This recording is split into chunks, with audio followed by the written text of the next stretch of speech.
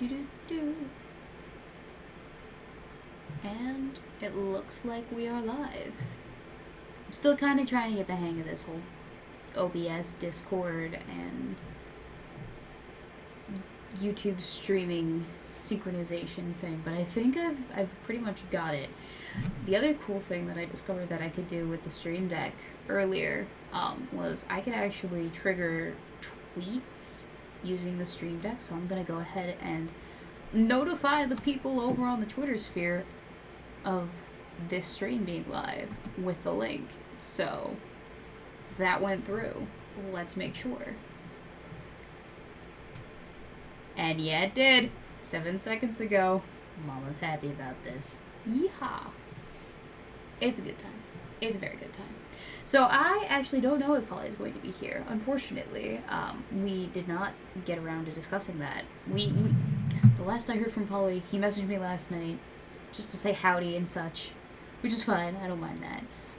But when I messaged him about 20 minutes, 30 minutes ago, be like, are you still game for tonight? He didn't get back to me. So this could be an hour-long stream where we just talk to each other, or I talk at you and you guys listen to my rambling shenanigans. Or it could be one of those streams where we have Polly too. So it's up in the air right now, but that's not a super big issue. It's not a super big issue. Yes, it is cocktail time. Oh, and you know what I forgot to do is I forgot to go get myself some booze. So I will be right back. In the meantime, I think it's not that one. It's that.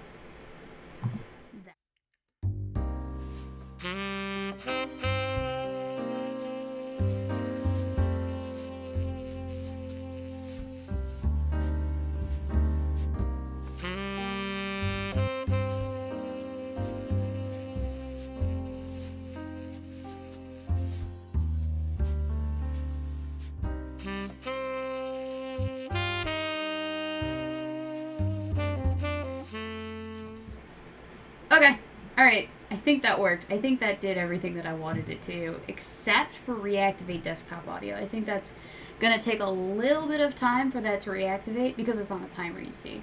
So, if it doesn't reactivate, it's not the end of the world, it just means that you won't be able to hear Polly when he hops on. I will hear Polly, because I will have the headphones in. But if he doesn't pop on, it shouldn't be a super big issue. But yeah, yay. So what I have tonight is more of what I've been drinking the last several evenings, and it is Woodbridges by Robert Mondavi, Cabernet, and I'm going to butcher the pronunciation of this word, even though I shouldn't. But it's Cabernet Sauvignon. I'm not French. You're French. Actually, I am French. I don't know what I'm doing. Anyway, that's what we're drinking tonight. Ladies and gentlemen, boys and girls, welcome to Cocktail Hour. I'm your host, Weebo Jones, and today, I don't have anything, well, no, I do have something to talk about. I have one thing to bitch about, and it's probably going to take me an hour to bitch about it, but we'll get there. Before we do that, I just wanted to address the fact that we did have a super chat come in. Oh, we had two, actually, come in. Technically, does that count? I don't know. Shio donated, but then so did the next 6 minutes. And it says 6 days ago, so that would have been Monday. No, I did read that. Okay. So then the next 6 minutes did donate, and I'm just going to reactivate that alert.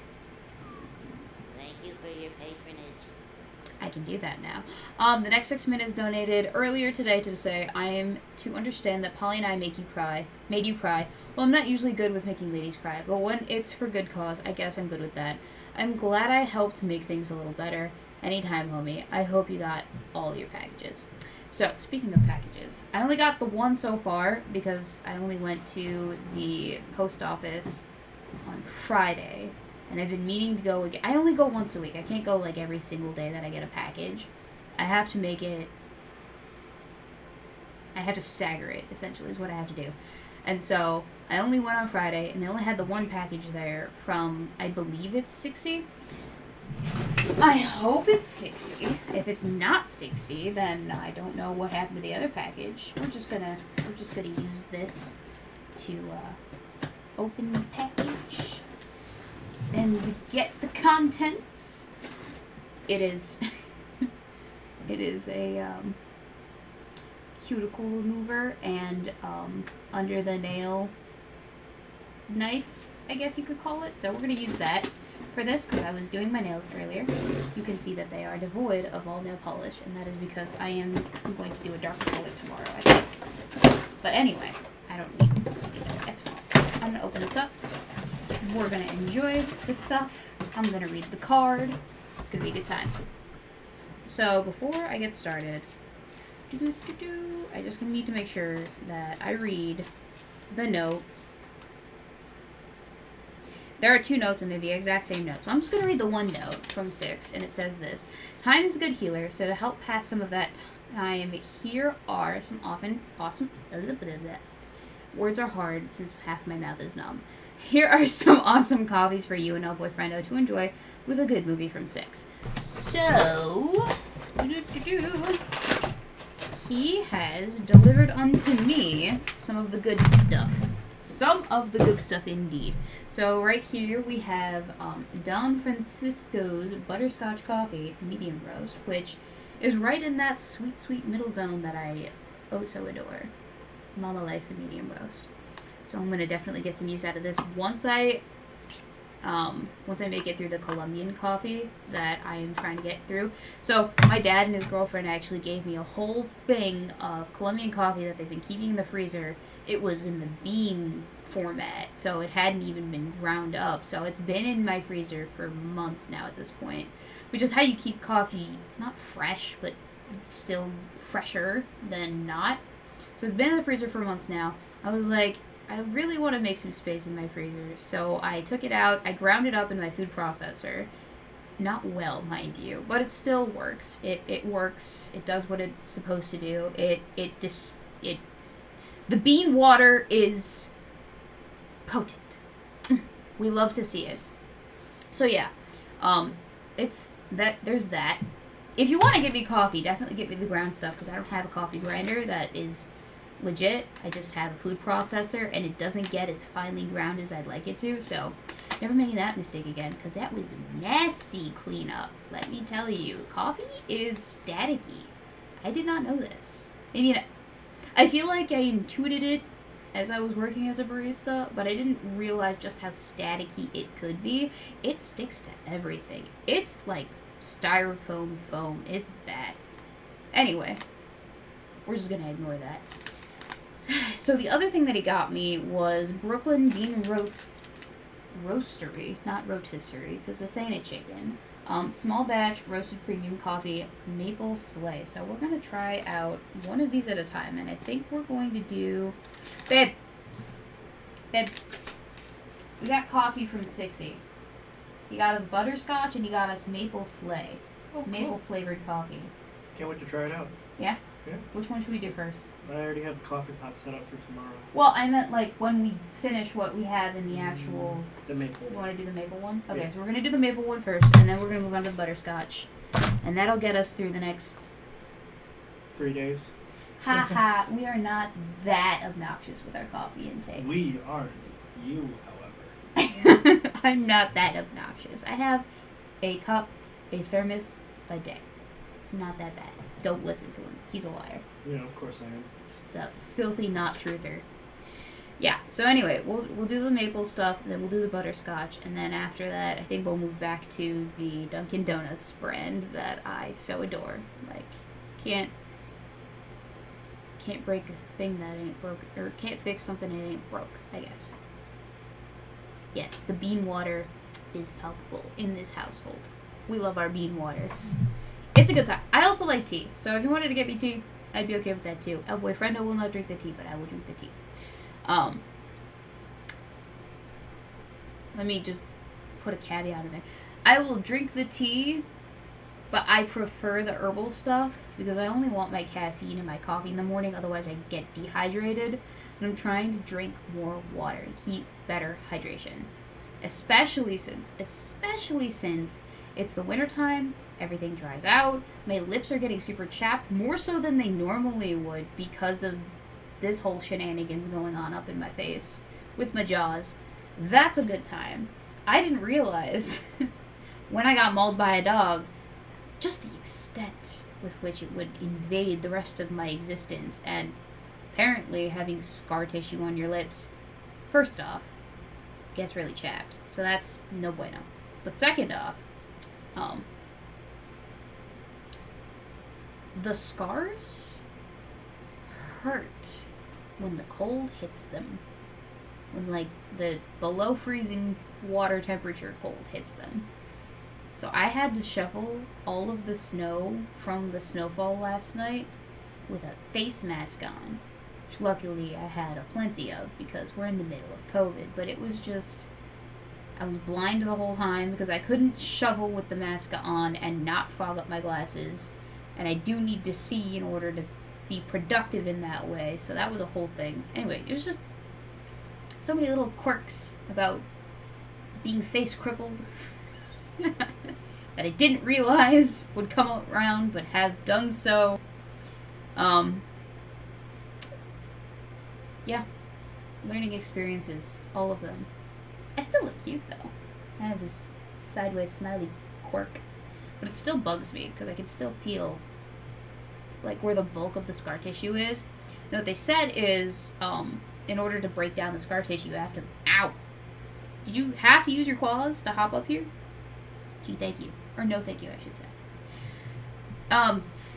What was I gonna say? Oh, the bulk of the scar tissue is, like, kind of coagulated to, like, right here. The nurse was like, it could... Or not the nurse. The plastic surgeon was like, it could be a hematoma. If it doesn't break down while you're massaging it, call us. If it gets worse, call us. We'll do something about it. But right now, for the next month or so, because I had a follow-up last week, she says for the next month or so, just massage it a little bit. Definitely you're going to want to put some SPF on there. Nothing below 40, so I'm going to be a pasty white boy for the rest of my life in the face area. So, yay me. Silicone cream, scar cream. Rub that bad boy on there just to kind of, like, help with the scarriness of it. So all these fun things, they said, come back to us in a month, we'll do a virtual visit, see how you're healing up. If you're not satisfied with everything, then we'll talk to one of the big boys with the big boy scalpels, and we'll see what we can do. So I'm probably going to go in for a little bit more plastic surgery once it's all completely healed up and we have an idea of what's going on up in this business. So that'll be fun. They're going to go back in with the scalpel and even things out. Because as you can see, this is slightly south compared to this. And of course, there is a shadow here where I couldn't do anything with the makeup. But there is like a nice big old divot here where it healed together improperly. And if that doesn't reduce in size within the next month or so, then we'll have cause to go in with the scalpel and rectify that nonsense. Because I want it to look as normal as possible. The scarring doesn't bother me. It's the fact that the skin doesn't line up perfectly, I guess, is the issue. The fact that there are divots and unevennesses that irks me. This doesn't bother me. The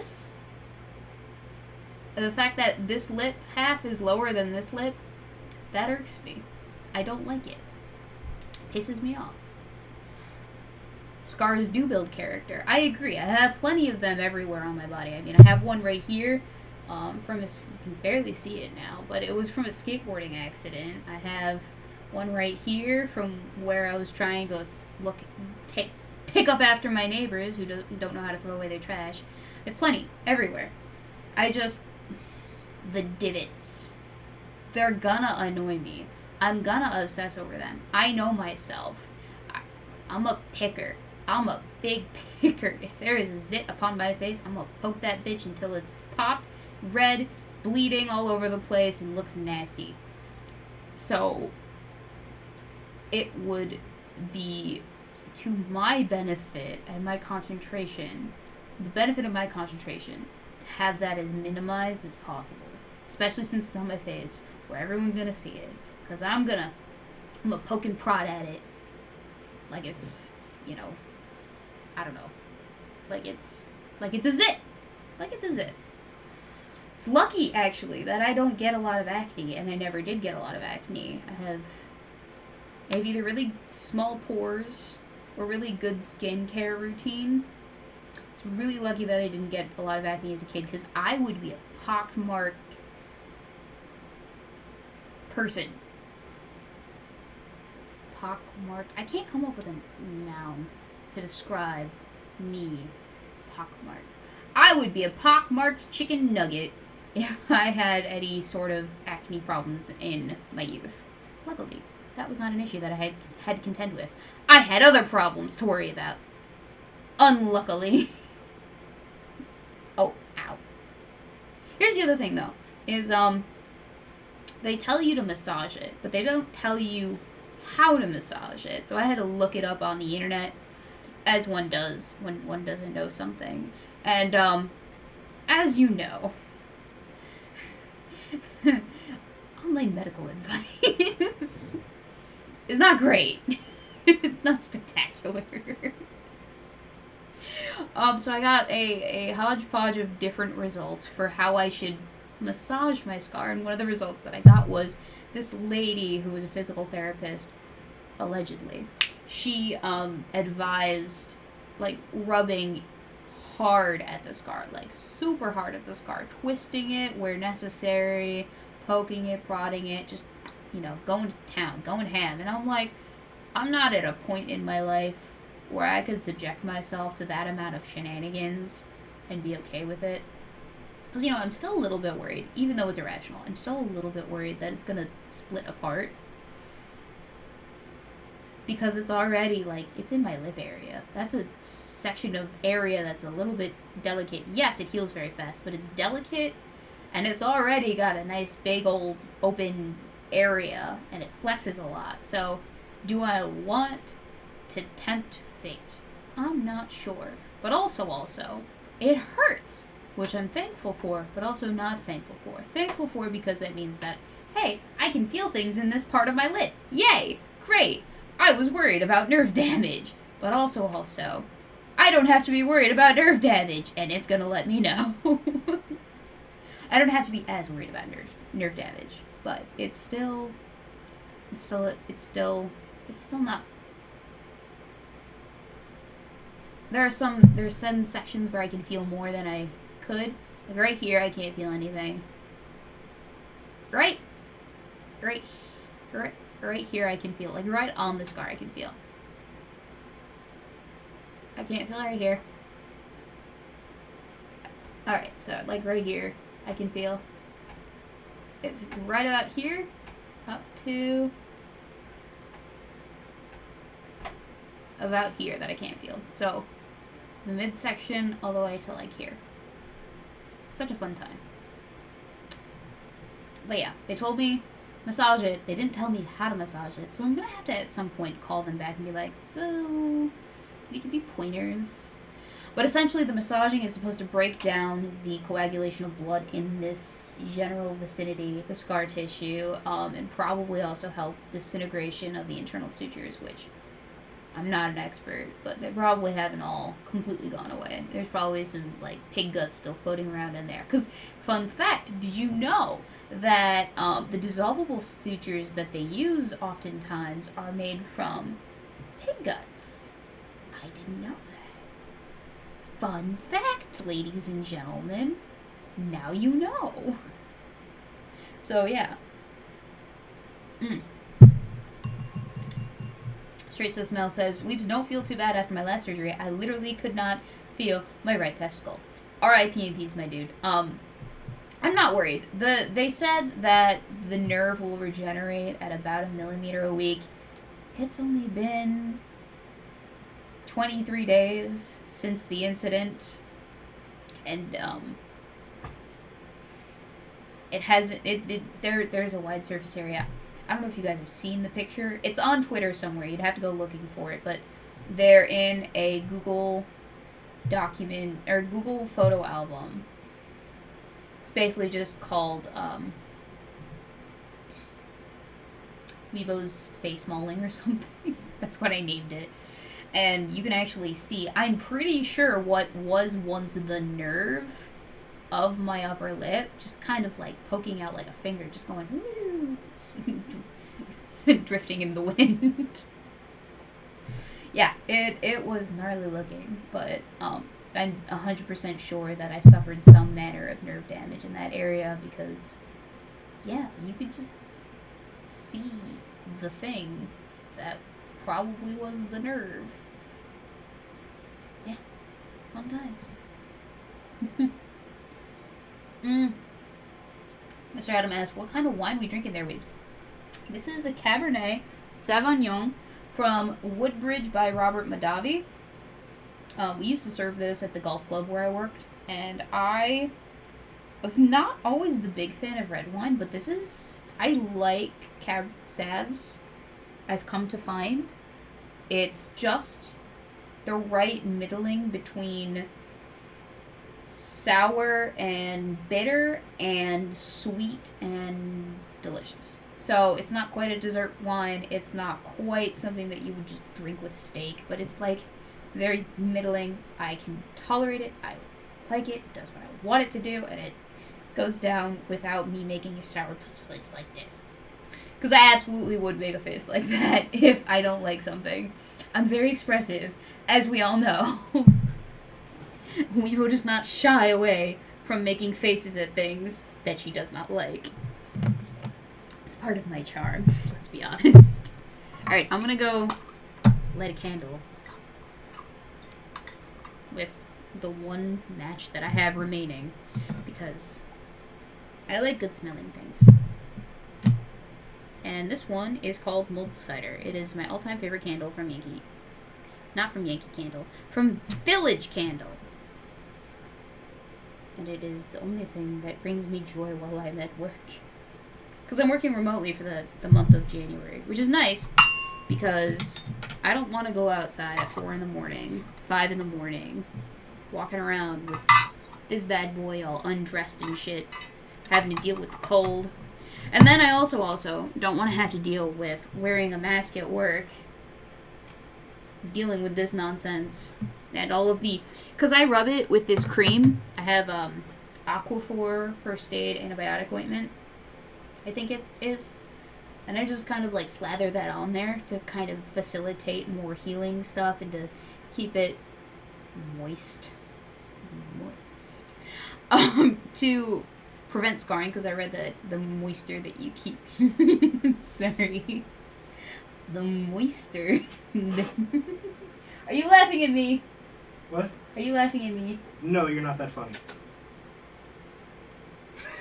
I'll have you know I think I'm hilarious. That's great. You can think that. Okay, you're laughing at your TV show? Correct. Okay. Sorry. I just thought you were laughing at me saying moist. No. Although I could change that for you if you'd like. No, stop it. We're live. Go away. None of your nonsense here. Okay. Later. Perhaps.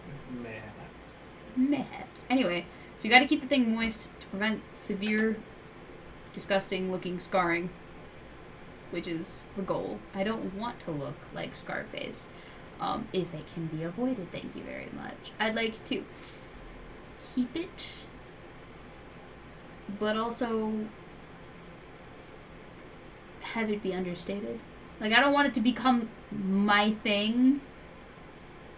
I think my face is interesting enough without the scar, but I don't want it to be the only thing that people look at when they look at my face. You know, I have eyes. I have nice eyebrows. I work very hard to make these things look sleek and, what's the word? What's the word that kids are using today?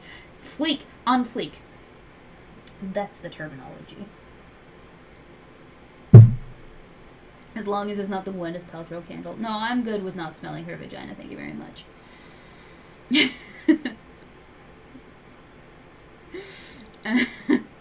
Keep saying it and Omicron will show up. He always knows. So if I say moist 3 times in a mirror in the middle of the night at what, like 3 in the morning? Does that summon an Omicron? I want a socially acceptable scar on my face. Thank you very much. No, sometimes I wake up, look at my face, and I'll be like, that's pretty cool. That's pretty badass. I think, you know, I like the scar today. And then other days I'm like, I don't like the way this looks at all. It's off-center and obnoxious and uneven, and there's a shelf of skin just jutting out from right here, and I go, yeah, I gotta fix that. Don't care how much it will take. Gotta fix that. It's a mixed bag, to be honest. I'm still coming to terms with the fact that this is who I am now. But I'll get there eventually. I'm not satisfied, though, yet. I know, definitely, that there's going to be some work done. So that makes it interesting for the remainder of the year. I guess this is kind of like a grace period of year for me. This year doesn't count. Any images taken of Weebo during the year of 2022 are subject to being tossed in the void or whatever. I don't know. This isn't the final product. Naturally. But that does put an interesting limitation. Not limitation. It puts me in an interesting predicament regarding content on this channel. Because I do have videos that I have that I want to get out, scheduled for once a month at the very least, plus live streams and all that jazz. And I like my face, even with the scar. But is that... When people ask me in the comments that are new to the channel that don't know what happened, when they comment and they're like, Weebo, what happened to your face? Do I want to take the time to go, hey, here is what happened to my face? Do I, like, how do I handle that? Explaining to people over and over again of, this is what's up. I don't know. I don't know how I want to handle that. Do I just want to make a video and be like, this is what happened, this is what's going on. Don't be alarmed. I am not getting beat by my boyfriend, as one Instagram user suggested. That was an interesting take that I got. Yeah, how do I explain to the people over and over and over again who may not be privy to that information for whatever reason? How do I give them that explanation en masse? I don't know. I might make a video about it. I think that might be the best, most surefire way to go about it and be like, hi, everybody. Weebo Jones. We know this. You're probably wondering, what happened to my face? And how's the other guy looking? Etc., etc. People just be like, just say dog bite. Well, that opens up a whole other can of worms in terms of question. Like, what kind of dog was it? Was it a pit bull? What's the owner gonna do? What happened to the dog? You know? So, I guess just one mass, here, this is what happened to me. This is all of the questions that you could possibly have answered. And that's that. I will still be making content. I will still be using my face for most of my videos, unless I get super lazy and I don't want to film something. And in the event that you don't get a face video, it's probably because it looks gross and disgusting after surgical correction. I don't know. It'll be fun. It'll be interesting. Yeah. I think that'll be the last video I put out in January, because I did the one in the early on in the month that was after the incident, but was filmed, produced, and edited and out before the incident. It just wasn't live on the channel for everyone to see. It was live for patrons and members, though, I will say that. So I'll probably put a video out and be like, hi, this is what's up. That's, I think, what I'm going to do. I think it's settled. And then I will proceed with regularly scheduled content. Of which, like I said, the January video that I had planned for January, not the one that went out on the 5th, but the one that I was planning to do just for January in itself, that will be posted late February, and then the February video will be posted on Valentine's Day. This I promise you. And I'm saying that because that is the deadline, and it's a theme video. It's a theme video. So I should probably finish scripting that one. Boy, oh boy.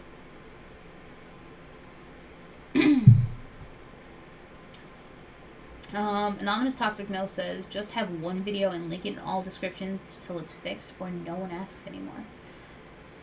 Yeah, I can do that too. Alright. I've made up my mind. The video idea is happening. But after that, I think I'm just going to be like, I don't want to talk about it anymore. So many other interesting things have happened to me recently. Actually, yeah. So many things have happened to me recently that I'm actually more outraged about. Let's talk about my blinds.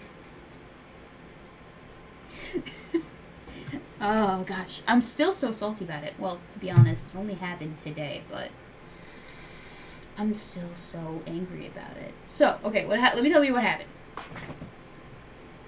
I live on the first floor in our apartment complex. We live on the first floor in the city of Chicago, and because of that, people walk by the windows. They can see into our abode. So ever since we moved in, we've kept the blinds all the way down.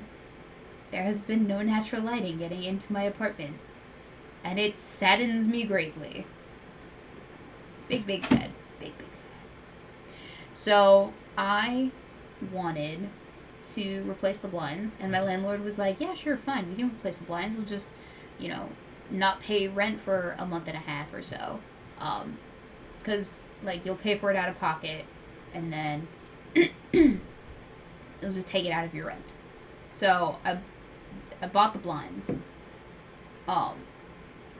And I bought them not hoping. So he said you can get new blinds with the top-down feature. So you could just kind of bring them down halfway towards the window so you can still get some natural light in, but at the same time, people can't see in. That was the whole point of that. Well, so I order the blinds. I painstakingly go on the website, and I price compare, and I measure everything out, and make sure that I have 4 websites with all of the blinds that I want, with the features that I want, specifically the top-down, bottom-up feature. So I have 4, and I'm like, okay, so I have these different varieties, and I'm price comparing, and I'm like, so maybe I want this one. So I make a selection on this website, and I go to purchase it, and they're like, okay, you can only make changes. Do you want the deluxe warranty, or will standard warranty work? And I'm like, I will just stick with the standard, because I don't really care about the color, and I've made no mistakes in my ordering here process, because I painstakingly made sure that everything was correct. I know I did.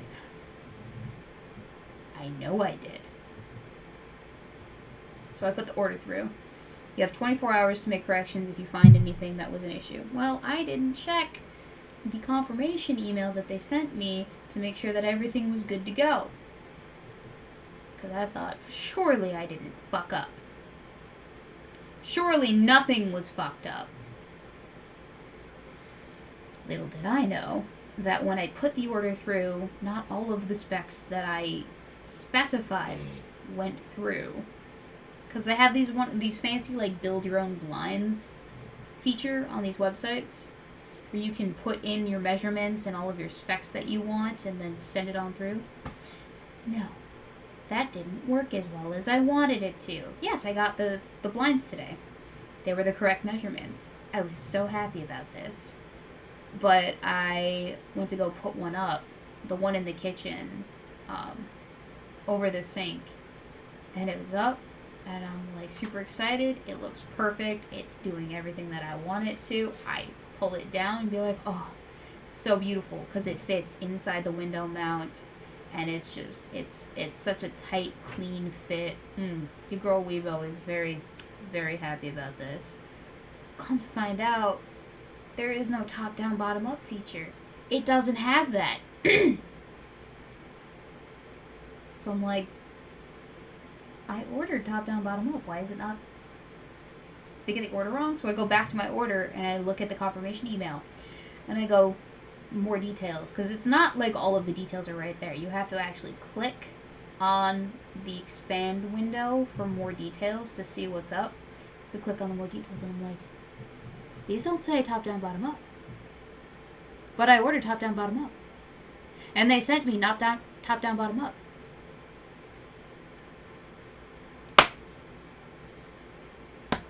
So it's the ground floor sadistic atheist, just so you know. So I call up customer service because I'm like, oh, we can fix this. It's not a big deal. It's only, I'll just, like, make an exchange or return them for the proper ones that I want. It's fine. It's not a big deal. So I go call them. And the lady tells me because I didn't buy the deluxe warranty, I can't make changes and I can't exchange them for the blinds that I want with the features that I want. So I'm like, well, can I return them? And she's like, no, you can't return them. You own those blinds now. They are forever yours. So I go, can I buy the deluxe warranty after the fact? And she goes, no. So I'm shit. Out of luck. Bye-bye $900 for all these new blinds. Because landlord is not going to take the deal of replace the blinds and I'll take it out of your rent for that month. So... sucks to suck. It was a very expensive lesson that I learned, is take screenshots of all of the things that you're ordering. I don't know what comes after quadruple checking, but quintuply check your order to make sure that it's correct, and then recheck the confirmation to make sure that what you placed order-wise is actually what they're confirming order-wise. And then also don't buy from justblinds.com because I'm pretty sure they're a scammy website. Because first off, what retailer has you buy an extra warranty on top of the standard warranty for that kind of nonsense? For, like, mistakes made during ordering. If they know that is going to be something that's an issue. But also, what kind of retailer takes a month to get you the thing that you want? From Texas, by the way. That's where they're based. That's where they're located. I don't know where they get their blinds specifically from, but I'm assuming that they manufacture and cut them in Texas and then ship them out to us. But anyway, what kind of company takes a month to deliver me my order, but only allows me to make changes to my order within a 24-hour time period? Sketchy, sketchy, sketchy. Yes, it is.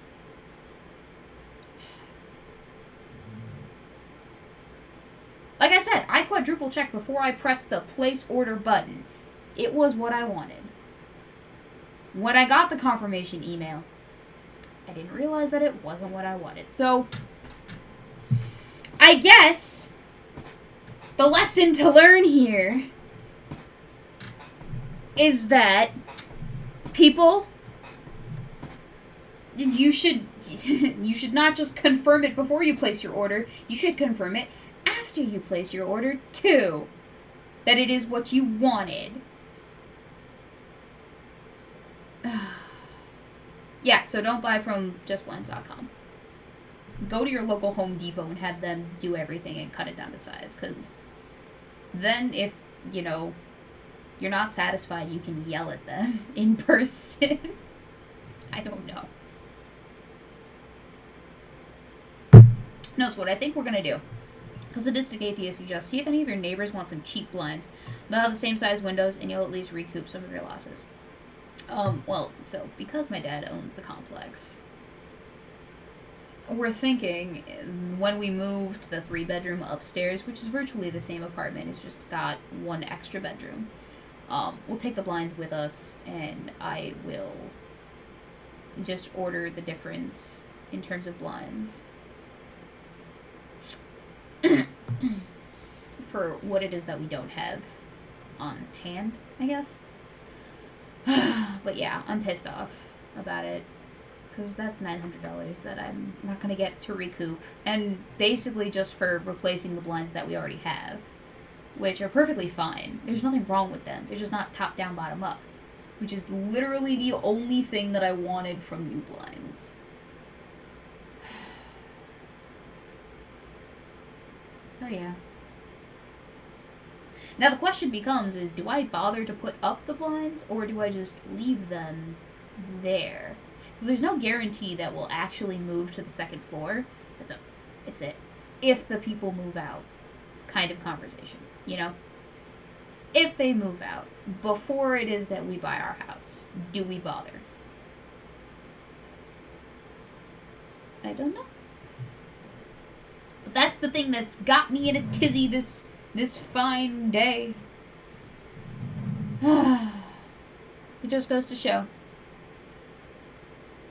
Snoopy-S and 101. You're lucky that your dad owns the place somewhat. He doesn't actually own it. He's just... Okay. My grandmother owns it. He manages it. And I maintain it. So it is technically a family business, I guess you could say. But it's, my grandmother is old. And she's, not 100% there all the time. And she can't see very well. So, my dad manages it for her, because he's a good Polish son. He's a good Polish boy.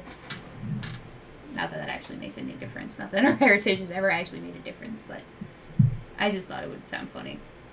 He's a good boy. So, he does right by his mama. His sister does right by her mama, too. So, they split it up where my dad, he takes care of, like, all the financials and property stuff and bills and whatnot. My aunt, she takes care of my grandma's day-to-day, so like picking up her prescriptions and taking her to her doctor's appointments and making sure she has food in her fridge, etc., etc., etc. Managing her day-to-day living situation, because my grandmother refuses, ever since she refuses to move into a nursing home, and I get it. I've heard horrible things about nursing homes and the life expectancy of people once they enter into that kind of a situation. The care is not as good as it's going to be when it's family members taking care of you, obviously. I mean, sure, you have the advantage of being right there in a facility that can handle emergency situations and is 100% there, but at the same time, they do take, I hate to be that person, but they can take advantage of the elderly in some way, in a way that is detrimental to the elderly's quality of life, longevity. It's sad, but it's true. You hear these stories all the time. Thanks! I'm saying something super serious here, and you're like, just let me toot on air for everybody. I didn't hear what you were saying. Well, we were talking about how the elderly's longevity in nursing homes tanks as soon as they enter. Ah, what the perfect time to fart. I know. Such great timing, dear. Thank you. That's what I'm here for. Appreciate I'm it. a timing award. Mm-hmm. So anyway, she refuses to get entered into a nursing home. I think it's probably for the best, to be honest, because she wants to die in the house that my grandfather built for them. I get it. It's sentimental. And it's one of the worst things that you can do for someone with dementia and Alzheimer's is relocate them. If you're going to move into a nursing home, do it before you start losing your marbles, I guess, is the lesson behind that. But yeah, it would probably not be for her in her best interest to move to a different location. The problem is, you see, it's my grandmother. She gets lonely. She's a very social butterfly, like even more so than me.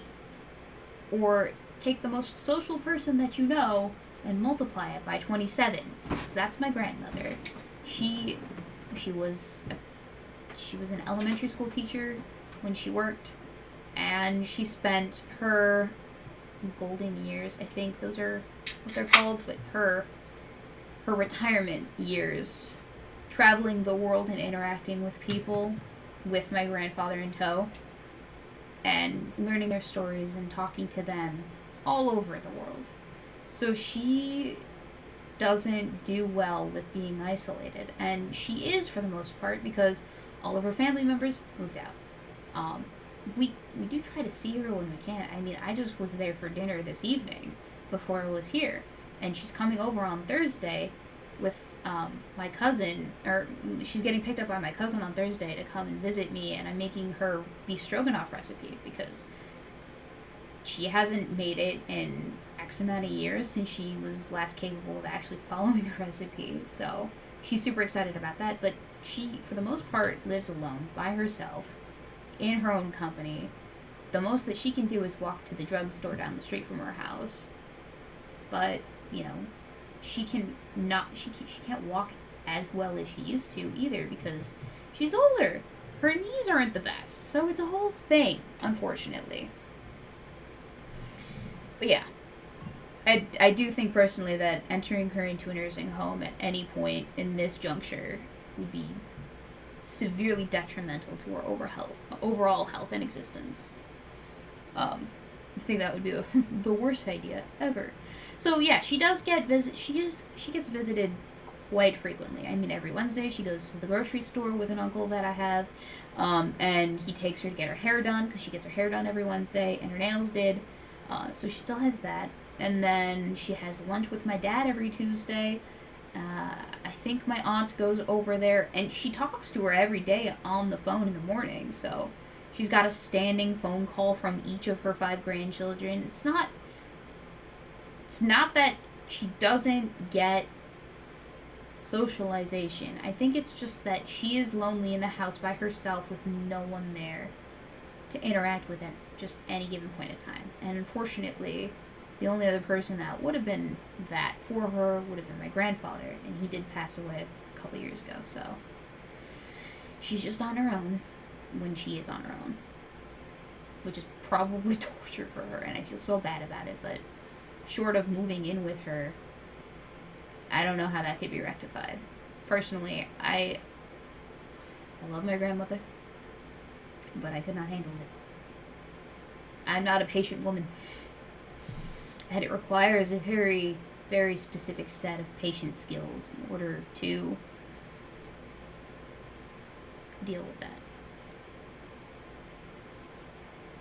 Yeah, no, I think it's a good thing that I was never a nurse or a caregiver of people who are no longer children.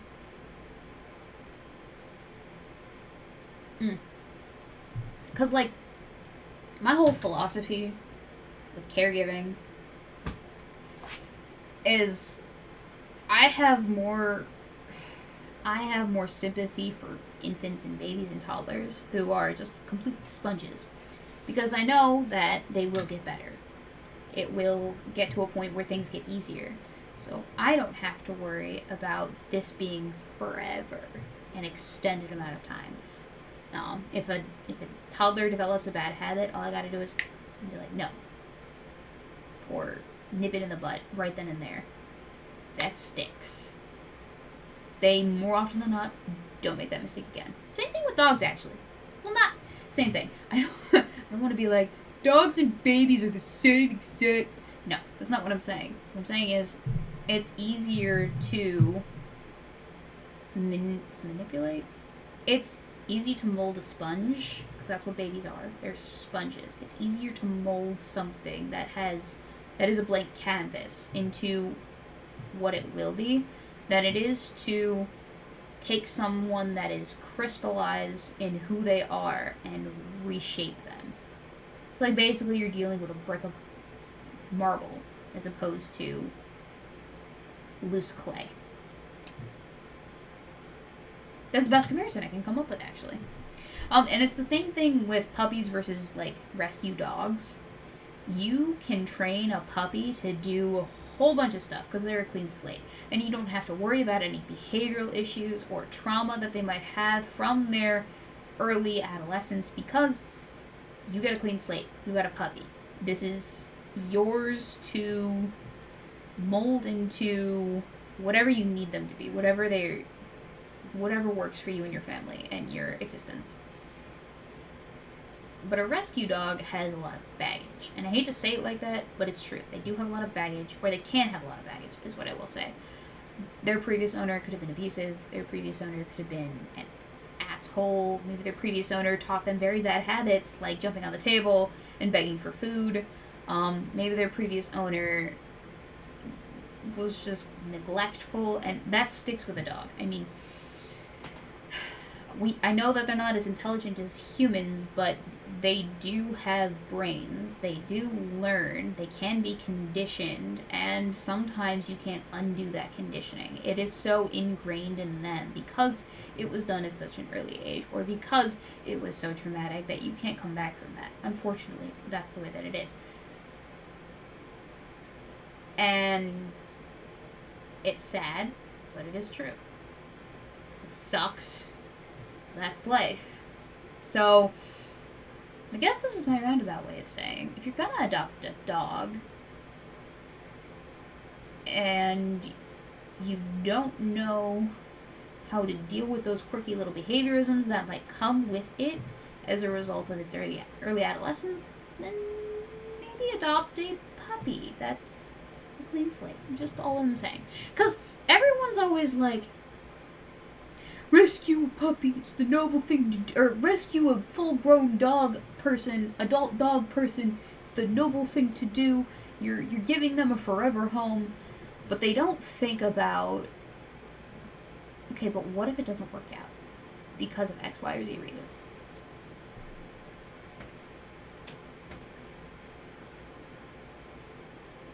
What happens to the dog if you can't handle its quirks? Do you rehome it? Can you rehome it? Are the quirks enough that you could actually find an owner to rehome it? Or are you going to have to put Fido down? You gotta be a responsible dog owner. That's all I'm saying. I heard a dog expert claim that dogs have about the same IQ as a 5-year-old has. Snoopy Essen 101 says. That wouldn't surprise me. But I guess it depends on the breed of dog. So, some dogs are smarter than others. This we know. Daphne, as sweet as she is lovable and adorable, and as heartwarming as she is. By the way, I saw her earlier today. She is still just a special treat. Oh, actually, I have an update on Daphne before I get there. I'm going to finish my thought, because otherwise I will forget that I had a thought. Daphne, as sweet as she is, she's a dum-dum. I mean, she knows how to do tricks and stuff, but she was trained to do those. But she's still not the smartest dog in the pack. Anyway, here's an example of that. So Daphne, we had an electric fence installed around the perimeter of the yard to prevent her from going off and walking into traffic, or going into someone's yard, or getting lost, because she's purebred golden retriever. She's a really nice dog. We like her. And she's, behaviorally speaking, perfect. I'm not even kidding. She is exactly what you want in a family dog. But yeah, so we had an electric fence installed. We made sure that she knew where the boundary was when we got it installed, and the collar, what it does for her electric fence collar, it beeps whenever she's within 4 feet of the boundary, and then if she's been there for more than an allotted amount of time, I can't remember what it is, it will give her a very low voltage shock. But because she's such a baby, the lowest voltage that you can possibly deliver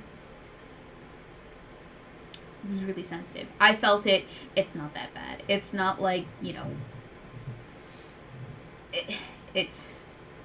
Have you ever felt... What would it feel like? You know those back pulse thingies that they give you at the chiropractor? The electrical impulses that they stick it to your spine, and then they just kind of let you sit with it for 20 minutes or so. That's what it does to you. It's not... It doesn't hurt, but it's weird. It's uncomfortable, and because she's such a baby, she's like... Yeah, Daphne doesn't have to be smart because she's pretty. It's a shock collar, but it's not as bad as it sounds. Like I said, I felt it. It's not that bad. She's just a wuss. But so it's only a problem if she goes close, if she invades the boundary perimeter for a prolonged period of time. It gives her a warning before it shocks her. But she did have to get acclimated to it when we initially installed it. So obviously we brought her over to the perimeter, introduced her to it, and the sound that would trigger, that would notify her that the shock was coming. And then she got like 1 or 2 zaps and she's like, oh, no, that's what that means. So her conditioning worked. That was like 6 years ago, the last time that it was a big deal. Unfortunately, it's been 6 years, and she's enjoyed life as an unshock-collared dog for a majority of that, because we were reliant upon the boundaries that she had established, that had been established for her from 6 years ago. We were confident that, that wasn't an issue anymore, that she wasn't going to go wandering. Come to find out that our neighbor has found Daphne in their yard, eating the deer poop in their yard, just chilling like a villain in their yard. So well beyond the boundary, in fact.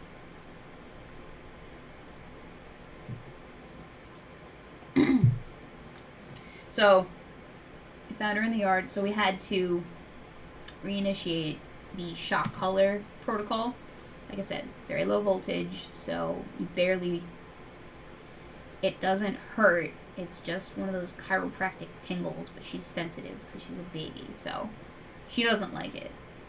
But the sound is really all that she needs in order to be warded away from the thing. And, it keeps her from eating the deer poop in the yard, in the neighbor's yard, so there's a plus. Yeah, deer oh my. Indeed. You shouldn't let your dog eat deer poop. Yeah. Sadistic Atheist says, wait, what? You taser your dogs over there? No wonder the police shoot them all the time. I'd be a violent SOB if I was trained that way. Damn. No, we don't taser her. Taser's very different. Like I said, it's a shock collar. It delivers a very low voltage shock to the dog, and it feels like one of those chiropractic tingly things that you get at the chiropractor's office. That's the only thing that I can compare it to. It doesn't hurt. It feels weird. Some people might find it uncomfortable. It's a tingly sensation. It's just like, ooh, what's that about? That must smell awful. Yeah, well, we can't have her eating the dog poop, or the deer poop, because, the chocolate-covered raisins, as delicious as she must find them, I guess she finds them really, really delicious. She's very delicate in terms of her diet. Like, if you switch her food up even a little bit, she will vomit and diarrhea everywhere. It's disgusting to clean up, and I don't enjoy it. So if there's even, like, a slight bit of variation in her diet, like, she eats grass for whatever reason, she has a whole thing, a whole conniption. And so, in order to prevent that from happening, we have to, prevent her from eating the thing. Live Patriot says, I shadow Buddy everywhere when we're outside. No telling what he'd get up to alone. Well, that's the thing about dogs is, yes, they have the IQ of a 5-year-old. They also have the impulse control of a 5-year-old. And I don't know if you've ever watched a 5-year-old, but you cannot leave them alone for any reason if you value their life, your valuables, your things, the interior of your walls. I remember when my little sister was very young. So, my little sister is a half-sister. And so, for half of her early life, I would spend time with my dad and then time with my mom, because they had a 50-50 custody deal. So I'd leave to go to my dad's house, and I'd come back, and I'd have left my art supplies, not out in the open, but it would have been boxed up in my art toolbox, because I had an art toolbox with all my paints and everything. So I'd have it put away and whatnot, but she'd get into it. She'd find it. She'd open the baby gate and get into it and take it out and put the paint everywhere and leave my brushes in the paint. And it wouldn't look good because she was 5 at the time, so the art wasn't fantastic. But she'd get the paint everywhere, on the walls, on the floors, just everywhere. She's 5. Of course she is. No one was watching her. So, of course, she's going to get into everything. But she left my brushes out, and they dried with the paint on them. There's not, like, a whole lot that you can do with that once they've dried like that. So, I just had to deal with that, and the fact that my walls looked now like Picasso had thrown up all over them and let it dry. So, yeah, like I said, 5-year-old's going to do what 5-year-old's going to do, and it's your responsibility as their caregiver to make sure that they don't do what they're going to do. It's very unpredictable, too, what they're going to do. Like, you can kind of gauge an idea of how things are going to go down. But let me tell you, they will pull a zinger on you faster than you can say, oops.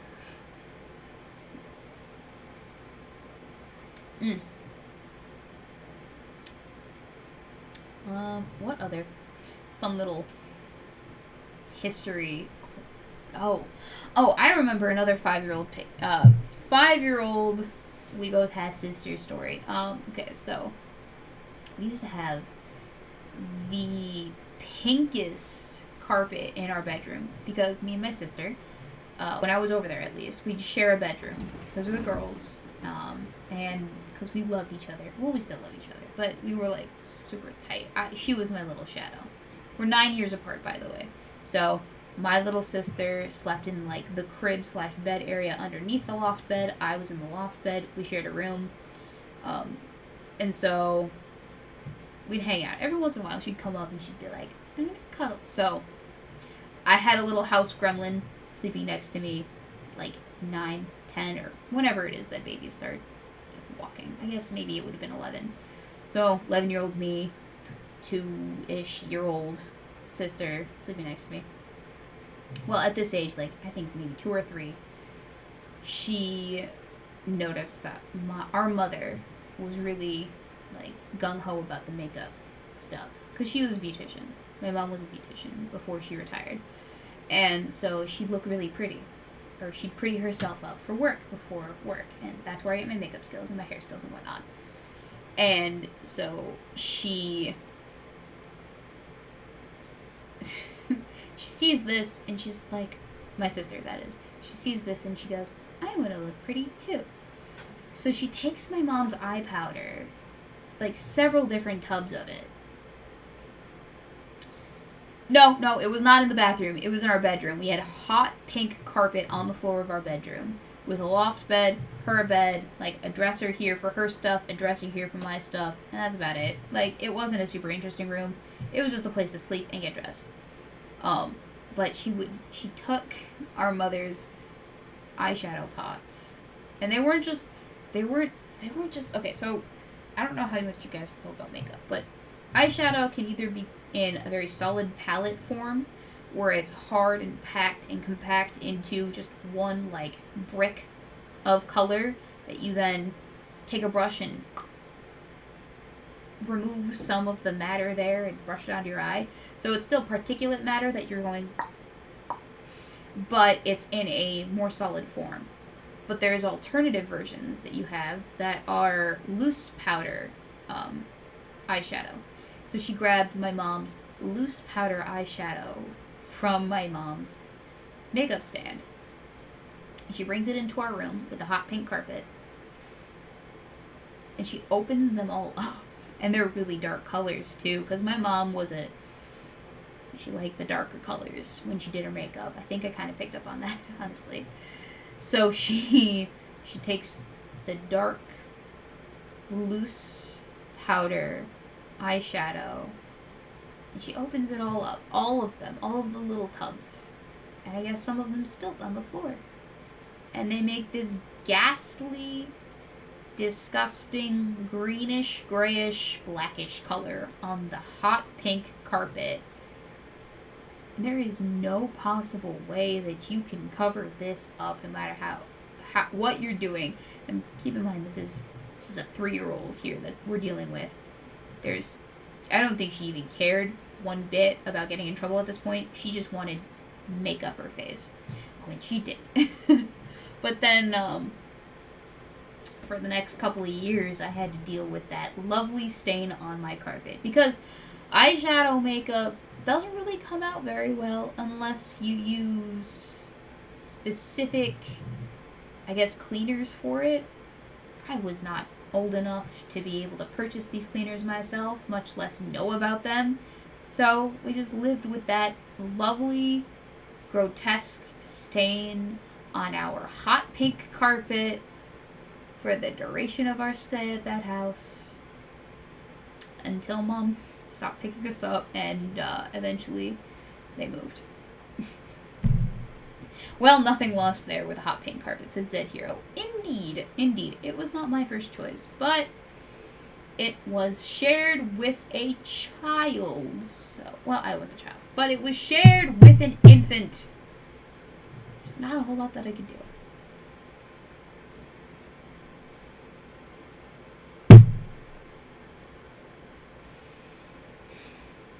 Yeah. Fun stuff.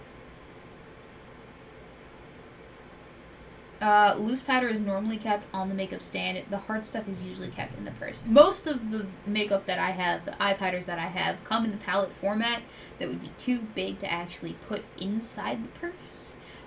It depends, though, because, so, what they started doing recently with makeup, my mom used to have, like, the individual eyeshadow colors, not the whole palettes, so that you can mix and match. She'd just have the individual colors. And she'd buy them individually, so they were solid, and I'm pretty sure that's exactly what she would use them for, is that, like, if she were wearing that color, she could touch it up with her on the go. But nowadays, what they do is they sell you eyeshadow in palettes.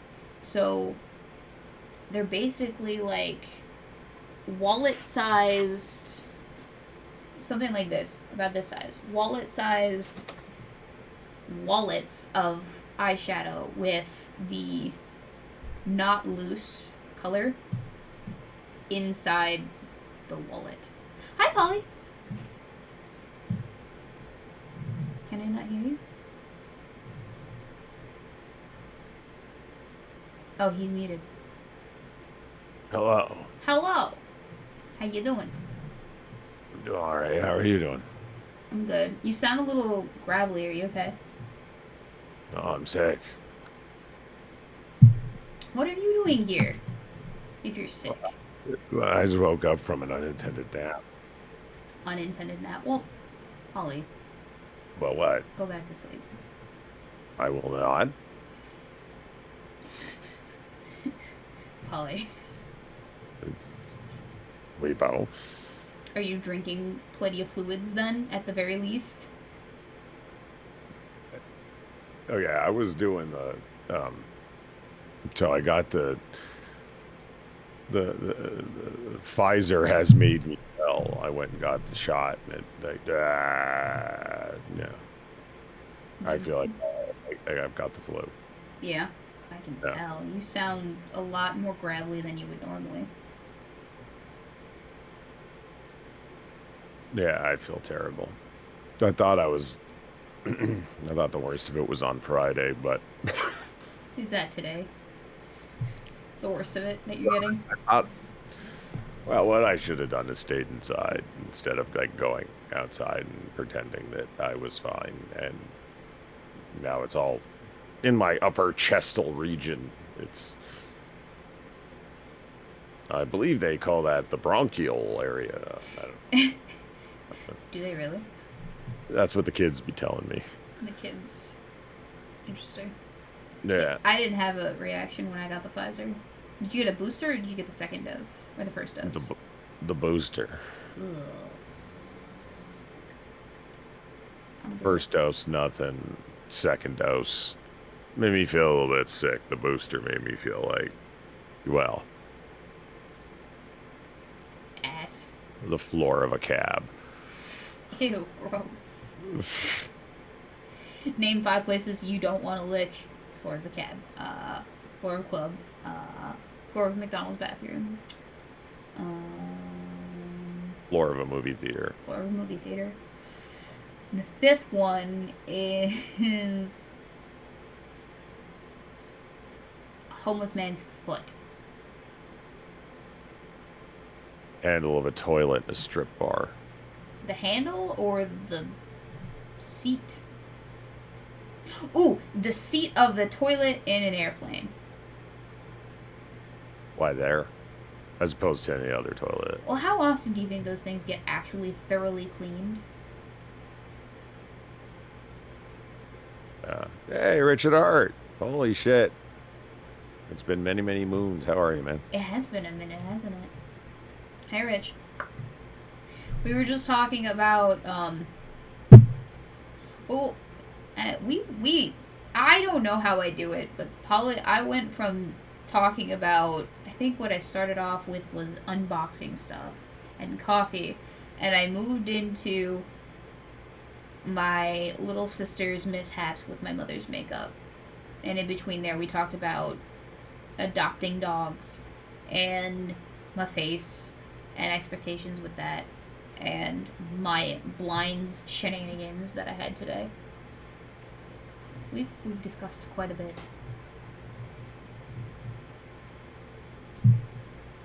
It's so much to talk about. Because I'm a talkative person. I've never noticed that. No? You never noticed that? No. No. That wasn't the reason you were like, You know, I think Weebo and I would make good co-hosts together just because we both like talking. I love talking. Could have fooled me. I'm just not at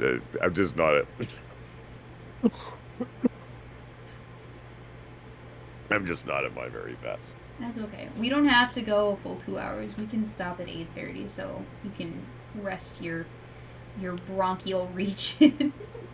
My bronchialisms. Indeed. I heard some cool kids down on the street corner talking about it, and so I was like, oh, that's what the kids be saying these days. It must be a TikTok thing. Bet. Do you have a TikTok? No. Really? You seem like the type. I kid. I think the only reason I would get a TikTok is for marketing purposes. Yeah. That's the only reason I have an Instagram is for marketing purposes. That's the only reason I can justify it. I'm like, I don't have anything interesting to put out into the world other than here is a picture of my cat being adorable. Come follow me for more cat updates and such. And also, here's my face. Isn't it funny looking? I meant that before the incident, it was funny looking. Now it just looks a little bit askew. See, yeah. See, your jokes before. You used to make fun of your face all the time. Now it just sounds like you're fishing for compliments. It's weird. I know. That was 90% of my Instagram content just went down the drain.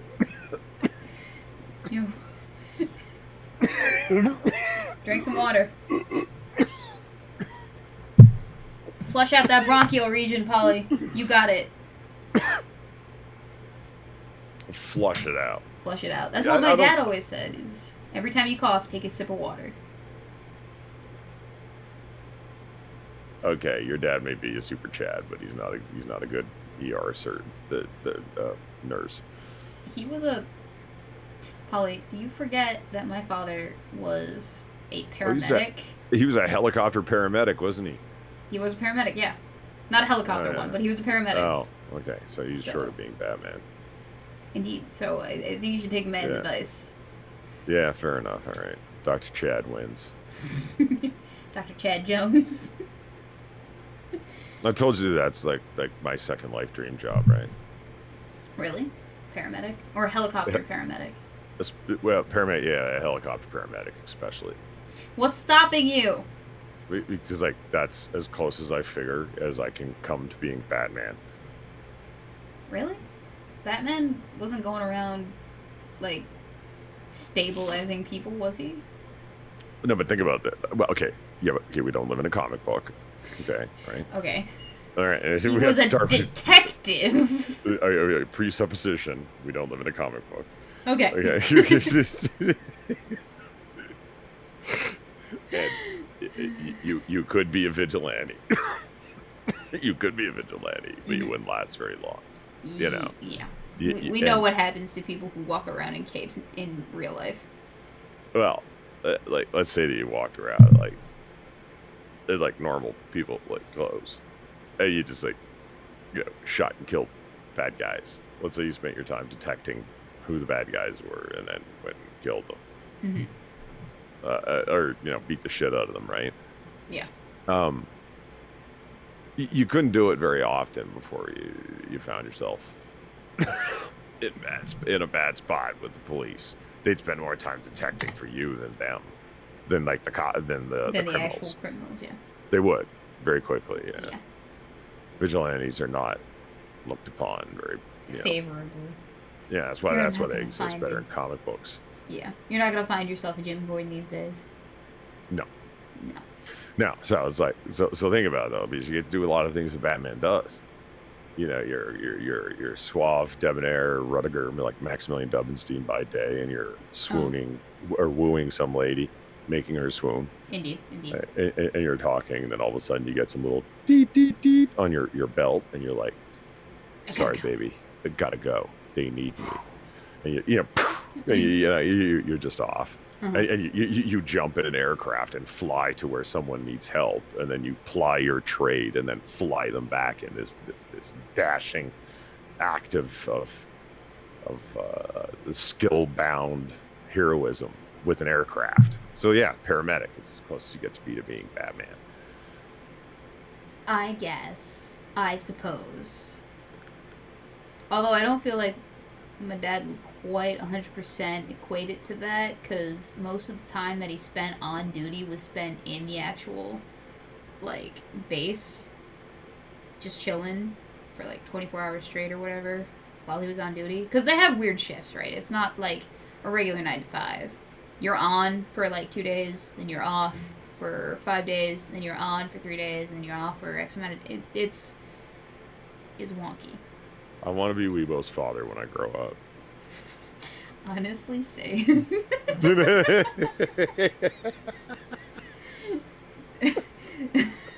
Straight up. I mean, this man is close to retirement, and his retirement plan is trucking around with his fancy, paid off probably, RV trailer with a jet ski and his motorcycle in the back of his RV, because he specifically got the specs so that he could fit those two things inside of the trailer and still use it as like a sort of home base of operations as well. That's his plans for retirement. He's just going to travel around the United States in his trailer, seeing things and doing stuff. So he's basically got the Punisher's van. Like, is your dad actually out of a comic book? Is he? I don't know. He's my hero, personally. I think we should start a weekly installment where we call, Tales of Chad Dad. Where you just tell us, like, you understand, Chad. Let me tell you something, Chad. She showed me a picture of her dad, right? Like, I had heard some occasional tales, and I thought it was just like a daughter's pride, right? Mm. And then she shows like some picture, and it was a group of a whole bunch of people, and I think you were trying to show your mom in that picture. Yeah, my mom was right next to my dad in that picture. Okay, and I was like, who's the young pool boy your mom's hitting on, kind of thing, is what I was thinking. Well, that's my father. It's against your dad. I'm like, that's your fucking dad. Like, it's like, I'm like, holy shit, your dad's a fucking, he's a fraternity Chad. Polly, do you have a man crush on my father? Guys don't have man crushes. They just like, no. Damn, that dude's cool. Like that's, It's like, I want to smoke a stogie and drink whiskey with that man. Yeah. Maybe play some foosball. Yeah. And like, the more you find out about Chad Dad, the more you find out it's like, holy shit, Weebo's father's like Chad Dad. He's like, Well, I'll tell you one more fun, interesting factoid about my dad, so that you explode before this show is over, I guess. So right out of college, he and his cousin, my uncle, who was just freshly out of the army, they took a 3-month motorcycle trip around Europe, like all around Europe, and they slept out of like tents and hostels and whatnot, I guess. mm-hmm. And personally, that was an inspiration for me. I totally want to do that. Straight up. Like, if I ever get laid off from my job for whatever reason, just take 3 months and be like, I'm gonna go backpacking somewhere else. Bye. It sounds like a fun time. Ramon the Towel Boy. My father is more than a towel boy, sir! He will definitely get around all of the national parks. He will probably get up to see Balak, where he is going to be interning and eventually careering on one of the Great Lakes before I even make it up there, unfortunately, because he will be retired and travelable. Which, lucky for him. The asshole. I wish I could retire now. Do you? I wish I could retire and just enjoy the rest of my life on the road. Just chilling like a villain. Oh, look. I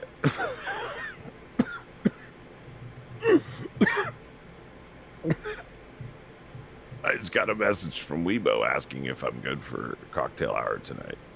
You just got that message, or did you get that message like 2.5 hours ago? Well, when I say just, I mean when I read it. Getcha. So let's say 7 more minutes. We'll open it up to questions for the people, and then we'll send Polly off to bed with a thimble full of whiskey to clear his sinuses and a whole jug of water. No, I thought you were going to say with a sexy lady. Fuck. I don't have any sexy ladies to give you. If I did, I would, but I don't. I'm sorry. Damn it. You can have that pussy, but she's asleep right now, and she might attack you. Wow, that was weird. She's probably also a little bit high, too, because I spritzed catnip in there trying to get her collar on earlier today. You spritzed catnip in where? In her bed. You see it? Right there. Why, you're trying to put her collar on her cat bed? Well, so she was... In her cat bed? Yes. So she was asleep in her cat bed, and I came up to her, kind of, I guess, when I approached. She wasn't 100% asleep, but she was chilling in her cat bed.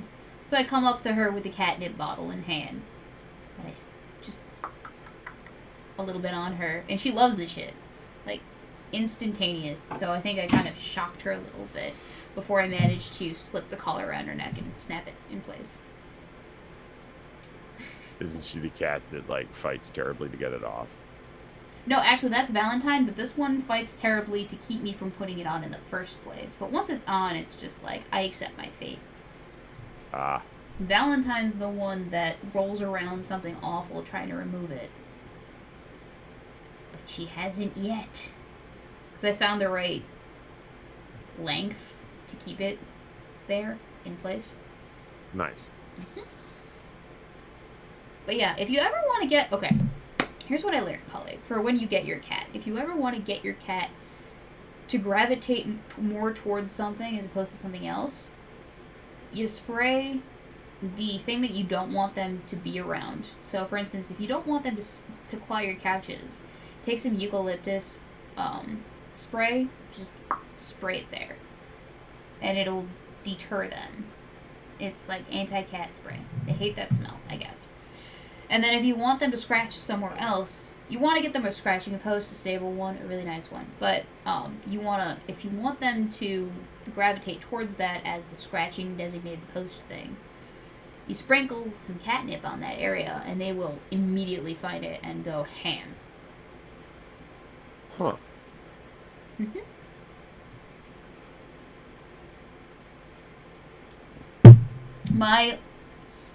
My time in college learning how to manipulate animal behavior serves me very well as a cat owner.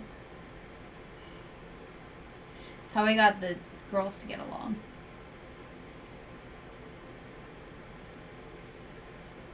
My pet complains if he doesn't have the collar on. In that same vein, my brother used to have a pity boxer rescue mix, or pity boxer mix rescue. And he was such a sweetheart. He was so adorable. Such a cutie pie. Tiny boy. And he, I guess, so they got him a onesie. Like a dog onesie. Like pajamas for a dog. And they were so soft and so, like, warm, I guess. The dog loved them. To the point where he would pick the onesie up, bring it to my brother or his girlfriend when they lived together, and be like, can you put it on? Like, nudge, nudge, nudge, nudge. Here's my onesie. Put it on me. I want to be cuddled by the softness, which is so cute to me. So adorable. What? I didn't say anything. It is. My heart, it melted, and it inspired me to look for cat onesies, but I don't think my cat would appreciate that nearly as much. I think it's a short-haired animal thing to want a onesie. Because the pity boxer mix definitely was a shorter-haired dog, but if it's a dog with longer fur or a cat with more fur, it's not going to go down as well.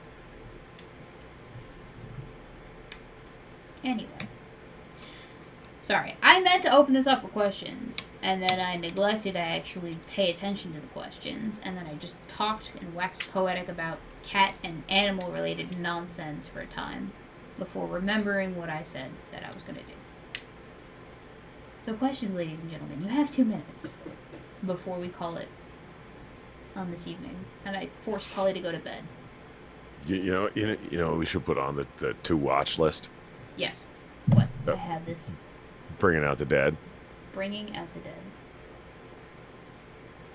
It's a Martin Scorsese film. So thus, genius. So thus. Genius! And it's all about paramedics, EMTs. You can do that. If only I could find the freaking list. It's a little it's a little theoretical. Theoretical? Like cereal? Well, I did meant to say surreal, but, medicated. Indeed. Cold meds, man. Who is your arch nemesis, Polly? Well, it was Coach Red Pill, but he made him poor arch nemesis because, that was like slapping around a retarded blind kid, so not much of a nemesis. What did you say we should add to the watch list?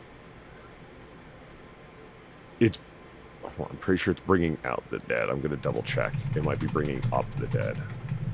But I'm pretty sure it's Bringing Out. Let me just check. Okay. Speaking of movies, you know what movie we're watching this week in the Discord? Bringing Out the Dead. Okay, cool. Yeah, it is a full-on Martin Scorsese movie, meaning Paul Schrader co-wrote it with him. Paul Schrader co-wrote Taxi Driver and a number of other films with him. It's produced by Barbara DeFina. It's made through their production company. So it is a full-on Martin Scorsese film in every way that one can be. Starring, of all people, Nicolas Cage. Nicolas Cage. Martin Scorsese's a little... he gets caught up in things and ideas. He's one of them, cinema guys, right? Where it's like, this can serve as a great... it's a great idea. He gets this script idea from Paul Schrader back in the 70s, and then ends up having to cab all around New York City where he lived, and he ends up talking to a couple of interesting taxi drivers, and they start telling him about all of the dregs of society that they come across, all the shit that they see happen in the backseat of their cab, and he begins to realize the sort of microcosm of the city that the taxi driver inhabits. Mm-hmm. because of from the rich, the poor, the hookers, the pimps, the drug dealers, the drug addicts, Everyone. the politicians. He's like, oh yeah, I had Mary LaGuardia in my taxi once, and et cetera, that kind of thing. And I was listening to him talk about policy, and then the very next ride was a pimp and his whore, and the list goes on, right? And he's like, this is a great microcosm for this story idea we have, and thus Taxi Driver from 1976. He ends up having the opportunity to go out one night with EMTs, with paramedics, and he's like riding around with them, and he's like, this is very surreal. The lights and the sirens and speeding through traffic, and somebody could die, and these people have such a the people he was with anyway developed this very morose sort of gallows humor, where they're dealing like Can relate. Band-Aids or body bags. That's what they're there for. They're either like they show up and somebody just needs oxygen, like I need oxygen right now, or they just need they were worried, so they called 911. So they're giving out Band-Aids, or they show up and there's absolutely nothing they can do. The person's already like on death's door or dead. It's like they hand out Band-Aids and body bags. And with the flashing lights, and it's in a closed box, and blah blah blah. So he's like, this is a fucking great premise place to make a movie. And it's one of his underrated films, Bringing Out the Dead. We should watch it. All right, it added to the list. What else is on the list? So we have Casablanca, Pride and Prejudice, The Town, Cast. Oh, these are the ones we have already watched. The ones we haven't watched: Open Range, Mr. Brooks, The Confession. Oh, we watched that. Suburban Sasquatch, the pilot of 100 versus The Sopranos. CW pilot episode Torture Fest, the Divergent series, Blade Runner, first initial theater release, Justice League, Lost in Translation, Surrogates, Scary Movie, Shrek, The Toy, Bringing Out the Dead, and now Taxi Driver. Yeah, definitely. But you watched Surrogates in your server. We did do that. And it was a very good movie. I suggested it to my dad. He hasn't watched it yet. I suggested The Confession and Surrogates both to my father. But they're definitely movies that he would like to watch. Zed Hero would like to know if you've seen Sebastian's Flying Harass. Sabaton's Flying Hussars. Okay. So, if you're familiar with medieval Polish battle history, you'll know that the Winged Hussars were a cavalry unit in Poland before they were butt-fucked by all of Europe.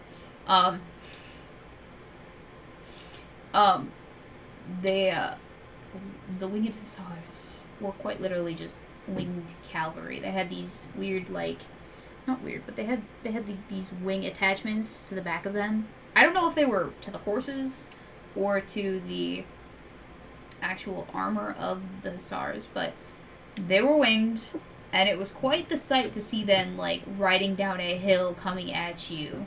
I think most of the reason why they did that was for the pure psychological effect that it would have on the enemies. So, Sabaton, yes, is a band that does music in that kind of vein, where they take historical... Is it just war? Or I think it might just be war, but I could be wrong on that. But they take historical things, specifically I think battles, and they turn them into songs, metal songs. So I can actually send that song to you if you would like it, because I have heard the song before. Not my style of music, to be honest, but I will definitely listen to it. And yes, I have heard of it. They were, in fact, on the Tsar's armor. Okay, cool. I did not realize that. I thought maybe they might have been attached to the horses, because here's the thing, right? It doesn't seem helpful to have these big old things on the back of you, creating more wind resistance, first off, as you're... If you get knocked off of your horse, Why on earth would you want something extra poking out of your back to set you off balance and be able to be grabbed upon by your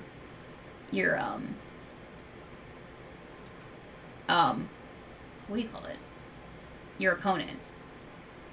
Maybe you don't you're want right. that. Maybe they were on the horse. It makes more sense for the wings to be attached to the saddle of the horse than for them to be attached to the armor. In just my opinion. I mean, it seems impractical to me, but what do I know? I am not a medieval armorist. Jim asks, who hit me? Kill him. Seriously, the scar. So, I got bit by a dog on New Year's Eve. And this is the result, unfortunately. It's in progress. So, yeah. Does it really look like someone hit me, though? Because I thought this was pretty obviously, like, my lip got ripped off. I had thought so. But yeah, you're also, like, the first person I actually told about it, so you might be a little biased. I wish that was for friendship and not your scheduling pathology.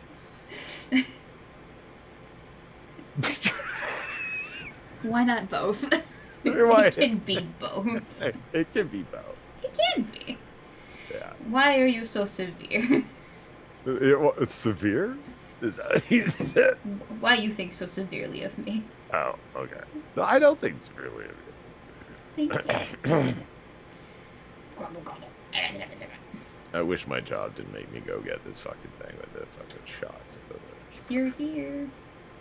I feel What? that. You too? Yeah. Yeah. Fuck, it's a bitch, isn't it? To be pushed into it. Yeah, it is. It is a bitch. I would have much rather not have had to deal with it.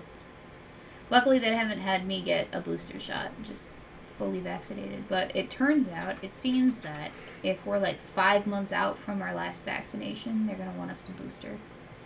Luckily, I'm within the time period, so it's not an issue. But It hasn't been fine.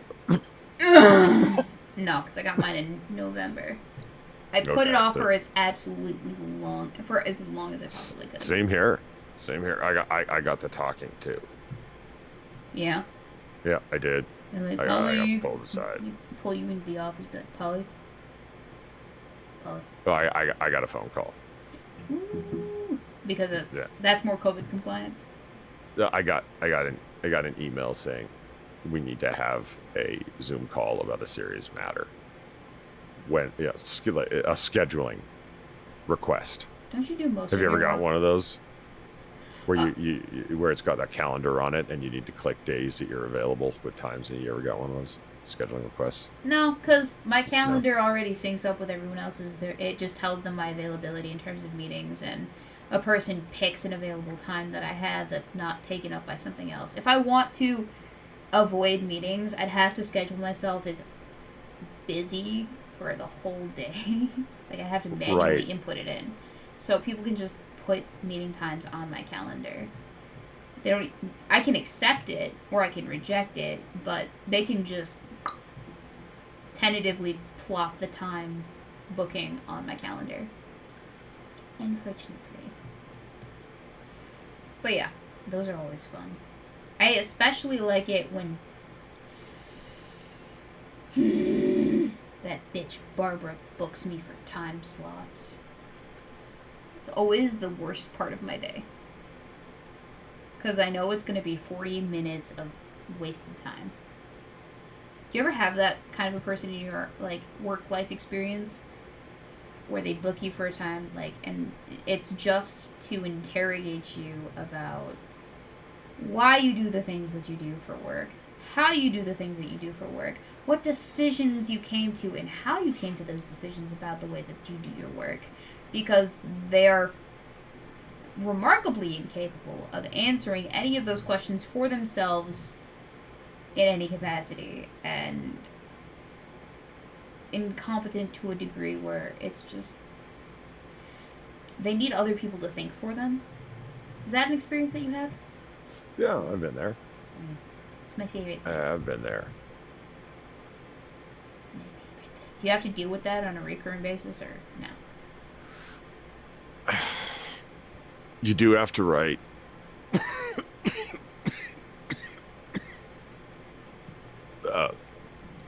self-evaluations. Yeah. Do you know the ones I mean? Yeah.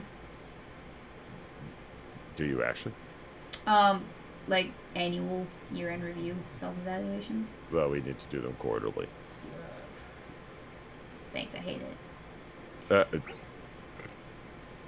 Thank you to Spawn Freak who donated $2 to the Super Chats to say, what's the state of the doggo, by the way? Doggo's in isolation. If it goes out to be with anyone, like for walks or whatever, it gets muzzled. It's working with a trainer every week right now, and like I said, it's isolated, so the only living creature interacting with Doggo right now, with Cleo right now, is her owner. Which, at this juncture, I think is the best way to go about doing things. Because I really don't want to see anything happen to Cleo, personally. Cleo's a rescue, and this was a completely unavoidable fluke freak accident. There was nothing that anyone could have told me or any indication that there was an issue. It was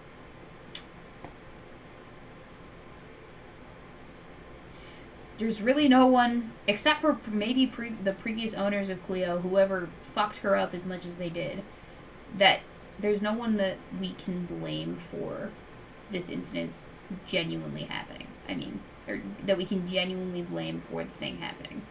I mean, Cleo was just triggered by what we assume is PTSD from her early life traumas, because she was what we understand is a fighting pits dog. Oh, no way. Direct eye contact with a dog on that level, with a history like that, I guess, triggers the reaction that I got. And I made the mistake of getting onto eye level and making direct eye contact with a dog that I thought was totally cool, with humans. Because I wasn't given an indication that she wasn't, is the thing. So that was an issue. And the owner had not had prior indication that the dog was going to be sensitive to eye contact on that level either, so it is what it is. But yeah, Cleo has body scars from what we assume would have been dog fights in her previous existence with other owners. So what we think happened is when I made eye contact, it triggered her, it set her off, and that's what prompted the bite. It's unfortunate, but it is what it is. I'd hate to see her get put down as a result of this, is my stance on this. Mom is all about second chances, is the thing. So. And I'm a forgiving Weebo. It's just my face, I can grow a new one. Nothing a little plastic surgery can't fix, right? Right. Mm-hmm. Now, if she had taken all of my face off, that would be a completely different story. Then you'd be mad as hell. Then I'd be a little bit more salty. But this is fixable. It sucks, but it is the way that it is. Anyway, that's what happened with the dog. And I know that I said we were going to go only until the 90-minute mark. But we're past the 90-minute mark. I'm sorry, Polly.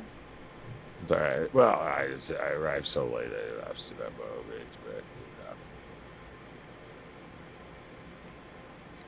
I understood none of that. Was that intentional, or was that not intentional? Because if it was intentional, that's funny as hell. But if it wasn't intentional, then I'd be concerned. Okay, so, I suffer from vertigo. Yes, that. Yeah, I suffer from vertigo spells. And one of the over-the-counter medications that really helped with it was pseudoephedrine, which is what's in your cold medication. Yeah. Because it's a decongestant. It's also a systemic thing. It has all sorts of effects. It reduces the fluid buildup inside the inner ear, which is what was causing the vertigo to begin with. Blah, blah, blah. No one cares. So anyway. What was I saying? You're talking about vertigo.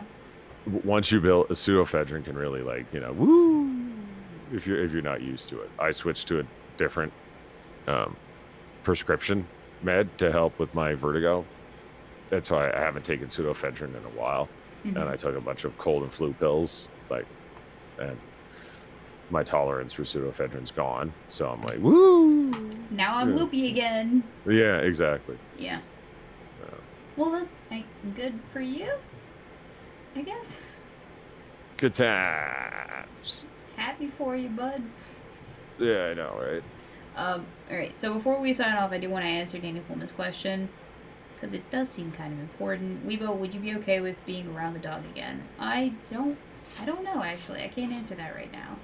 I'm okay with dogs. Daphne is a delight to be around, and always has been and always will be, because...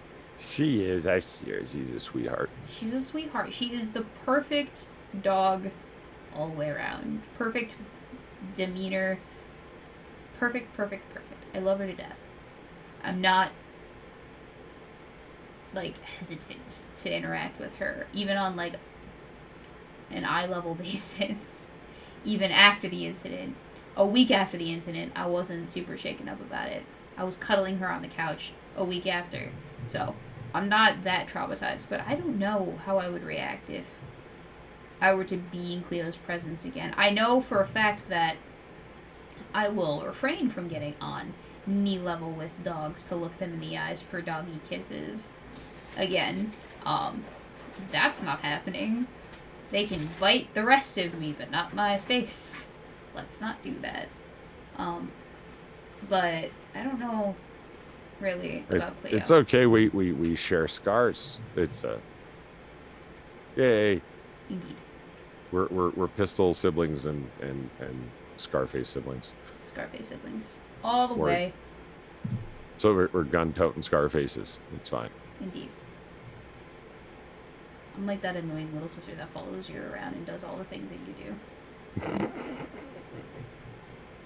You're like, Weebo, go away. No, Mom said. I don't care what Mom said. Go away. You're crapping my style. Yeah. I want to hang out with my little sisters here. I can't talk nasty to my friends.